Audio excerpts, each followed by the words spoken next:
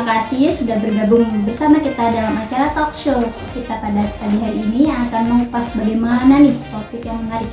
Pasti akan membuka wawasan kalian semua.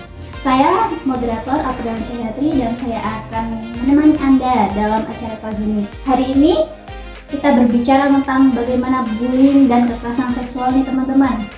Pada kalangan remaja serta alur, bagaimana pengaduannya.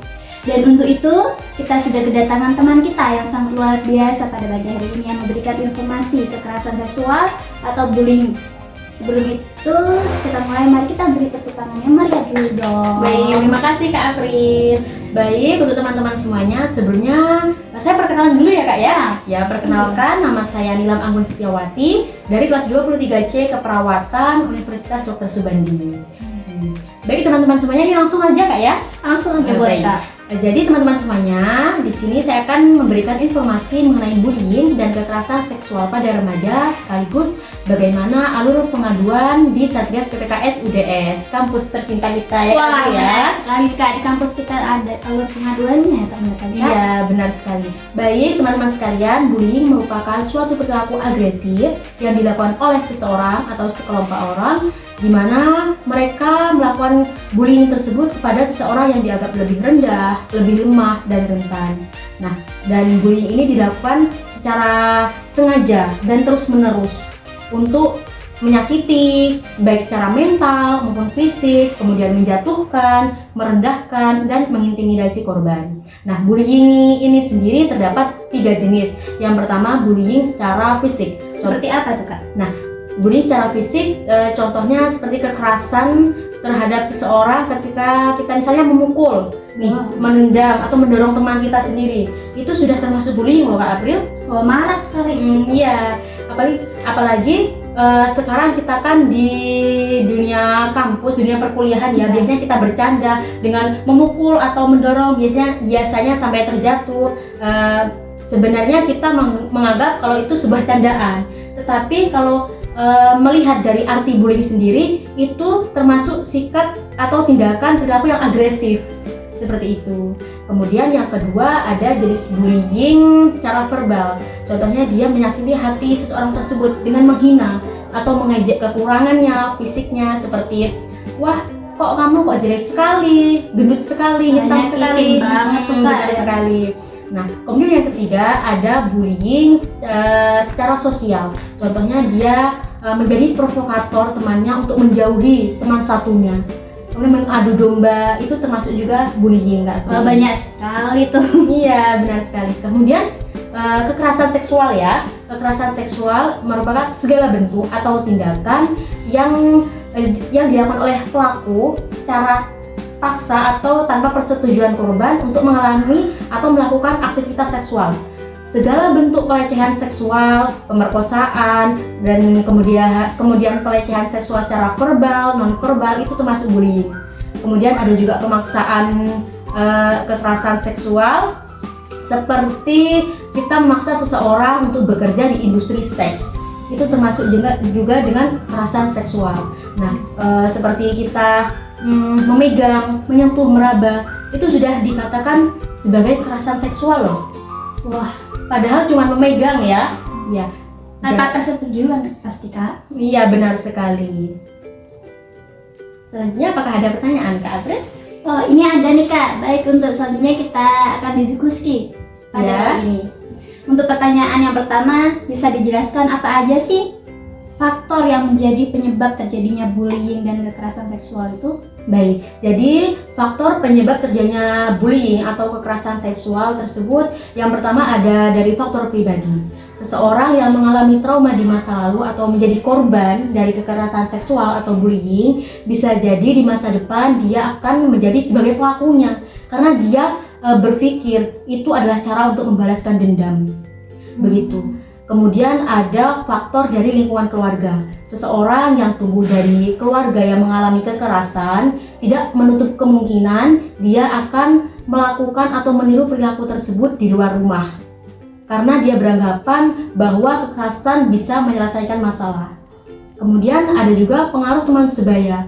terkadang pelaku bullying ini melakukan tindakan tersebut hanya ingin diakui atau diterima oleh kelompok tersebut. Ya, kan ada juga ya Mbak Glen seperti itu. Banyak banget. Kemudian ada faktor tingkat kemiskinan, pengangguran, kemudian kurangnya pendidikan seks. Seperti itu. Nah, soalnya kurangnya pengetahuan pasti itu kan. Benar sekali. Kemudian yang kedua nih Kak, apakah ada dampak-dampak yang dialami oleh korban bullying dan kekerasan seksual? Nah, tentu saja terdapat dampak-dampaknya ya. Bagi remaja yang mengalami korban bullying atau kekerasan seksual akan lebih berisiko mengalami gangguan psikis maupun fisik. Gangguan psikis misalnya ada gangguan mental, dia akan depresi, mengalami kecemasan, kemudian sulit tidur, kegelisahan, bahkan dia mempunyai pikiran untuk bunuh diri. Wah, serem itu. sekali Ya. Nah, kemudian ada dampak secara fisik, dia akan keganggu kesehatannya, sakit kepala misalnya, sakit perut, atau sakit di bagian-bagian yang dia mengalami kekerasan. Seperti itu. Dan juga bagi korban yang mengalami bullying atau kekerasan seksual, seseorang tersebut akan malu untuk berinteraksi sama orang lain. Dia akan menutup diri, jadi gak pede. Iya, benar sekali, tidak percaya diri, dan dia akan sulit untuk berkomunikasi atau berinteraksi dengan masyarakat sekitar. Seperti itu. Wah, serem sekali ya Kak dampaknya itu.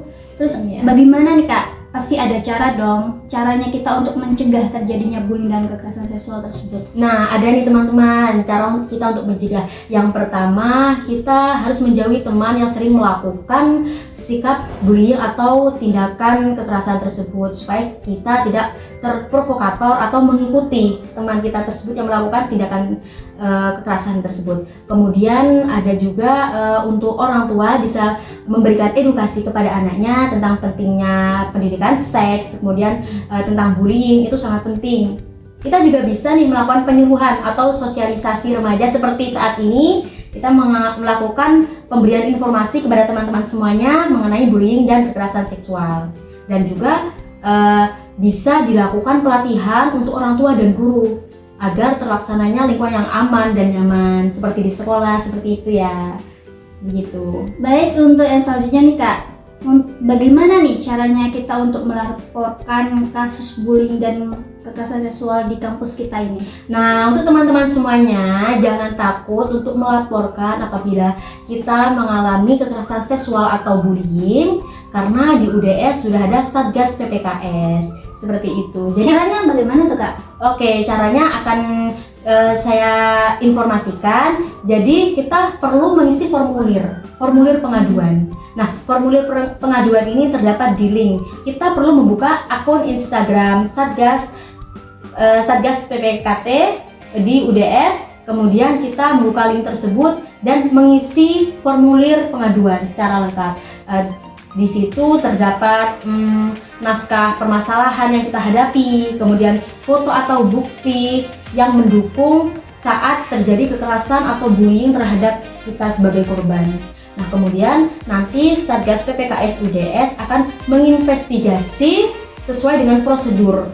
Nah, kemudian tidak hanya itu, nanti Satgas PPKS akan koordinasi dan melaporkan kepada pihak universitas untuk menunggu keputusan dari pihak universitas nih, apakah ada sanksi-sanksi atau hukuman-hukuman untuk pelaku bullying atau kekerasan seksual tersebut.